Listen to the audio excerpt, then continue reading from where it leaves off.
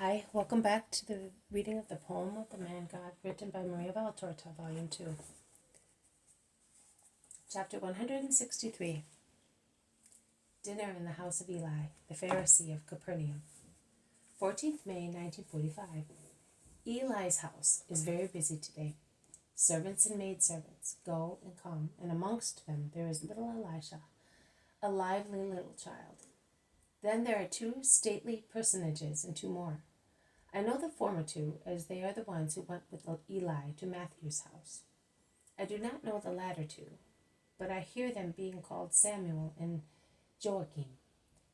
Jesus comes last with the Iscariot.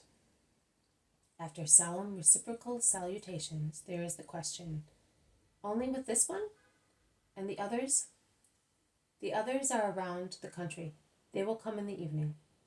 "Oh, I'm sorry. I thought it was..." "True, last night I invited only you, meaning all the rest with you. Now I was afraid they might be offended, or they might disdain to come to my house, owing to past light disagreements." The old man laughs. "Oh no, my disciples do not nourish proud touchiness or incurable grudge." Of course, very well. Let us go in then." The usual purification ceremony, and then they go into the dining room, which opens onto a large yard, where the first roses bring a happy note. Jesus caresses little Elisha, who is playing in the yard and who has only 4 little red marks on his hand from the past trouble. He does not even remember his past fear, but he remembers Jesus, and he wants to kiss him and be kissed by him, with the spontaneity of children. With his little arm around Jesus' neck, he speaks to him through his hair, confiding that when he is big, he will go to him and ask, "Do you want me?" "I want everybody.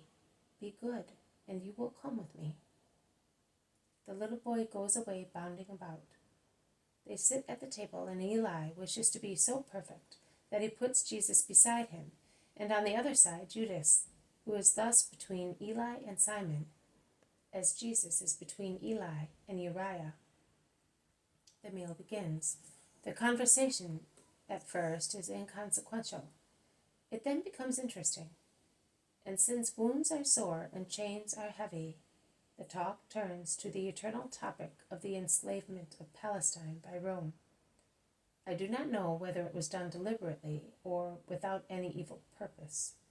I know that the 5 Pharisees complain of the new Roman abuses as of a sacrilege, and they want to get Jesus interested in the discussion.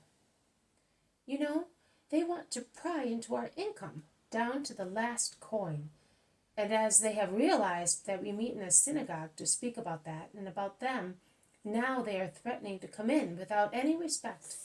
I am afraid they will enter also into houses of priests one of these days," shouts Joachim. "What do you say about that?" "Do you not feel disgusted?" asks Eli. Jesus replies to the direct question. "As an Israelite, yes. As a man, no." "Why that distinction? I do not understand. Are you 2 in 1? "No, but there is in me flesh and blood, that is, the animal, and there is the spirit. The spirit of an Israelite, compliant with the law, suffers because of such violations. The flesh and blood do not suffer because I lack the goad that hurts you." "Which one?" "Interest. You said that you meet in the synagogue to speak also of business without fear of intrusive ears. And you are afraid you will no longer be able to do so, and consequently you are afraid you may not be able to conceal even a small coin from the tax collectors, and that you may be taxed exactly according to your assets. I possess nothing. I live on the charity of my neighbors and on my love for them. I have neither gold, nor fields, nor vineyards, nor houses, except my mother's house in Nazareth, which is so small and poor as to be ignored by the tax assessors. Consequently, I am not afraid that they may find out that my statement of income is untrue, and that I may be fined and punished. All I possess is the word that God gave me, and that I give. but it is such a sublime thing that man has no means whatsoever to effect it. But if you were in our position, what would you do? Well, do not take it amiss if I tell you quite frankly my opinion, which is in contrast to yours. I solemnly tell you that I would behave differently. How? Not offending against the holy truth. It is always a sublime virtue, even when it is applied to such human things as taxes. But then, how they would fleece us. But you are not considering that we own a lot, and we would have to pay a lot. You have said it. God has granted you a lot. In proportion, you must give a lot. Why behave so badly, as unfortunately many do, so that poor people are taxed out of proportion? We are aware of the situation. How many taxes there are in Israel, our taxes, which are unjust. The great, who already have so much, benefit by them, whereas they are in the despair of poor people who have to pay them and have to starve to find the money. Love for our neighbor does not recommend that. We Israelites should be so thoughtful as to take upon us the burden of the poor. You are saying that because you are poor, too. No, Uriah. I am saying that because it is justice. Why has Rome been able to oppress us thus? Because we sinned, and we are divided by hatred. The rich hate the poor hate the rich, because there is no justice, and the enemy takes advantage of the situation and has subdued us. You have mentioned various reasons. Are there any more? I would not like to go against the truth by twisting the nature of a place consecrated to religion and making it a sure shelter for human things. Are you reproaching us? No, I am replying to you. Listen to your own consciences. You are masters, and therefore I would say that it is time to rise, to rebel, to punish the invader, and restore our kingdom. True, you are right, Simon. But the Messiah is here. He must do it, replies Eli. But the Messiah, for the time being, forgive me, Jesus, is only goodness. He advises everything except to rebel. We will listen, Simon. Remember the book of Kings. Saul was at Gilgal. The Philistines were at Michmash. The people were afraid and dispersed. The prophet Samuel was not coming. Saul decided to precede the servant of God and offer the sacrifice himself. Remember the answer that Samuel on his arrival gave to the imprudent Saul. You have acted like a fool, and you have not carried out the order that the Lord had commanded you. If you had not done that, now the Lord would have confirmed your sovereignty over Israel forever.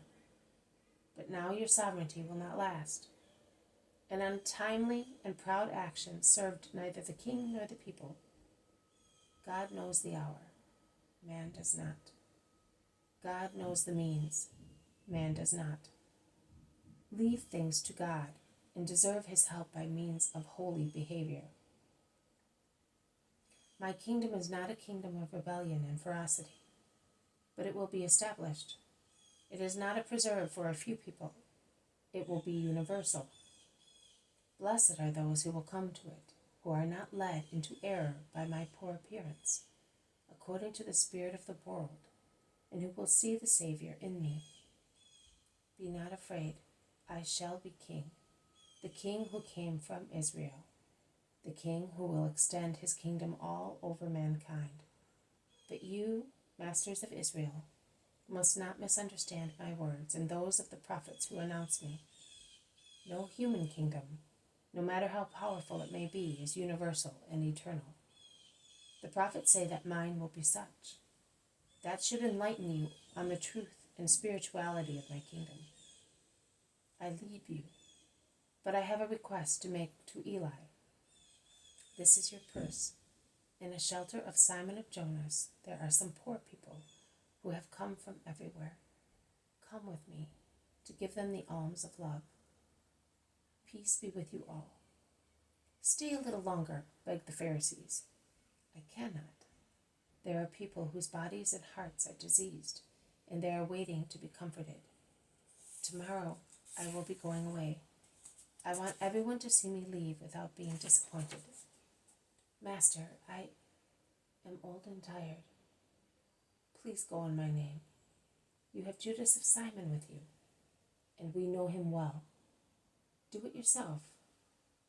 God be with you. Jesus goes out with Judas, who, as soon as they are in the square, says, "The old viper, what did he mean?" Forget about it, or better still, just think that he wanted to praise you. Impossible, Master. Those mouths never praise who does good. I mean never, sincerely. And with regard to his coming, it is because he loathes the poor and is afraid of their curses. He has tortured the poor people here so often. I can swear it without any fear, and therefore, be good, Judas, be good. Let God judge. This has been a reading from the poem of the Man God, written by Maria Valtorta, Volume 2. Chapter 163, Dinner in the House of Eli, the Pharisee of Capernaum. Thank you for listening. I will see you tomorrow. May God bless you, and may peace be with you.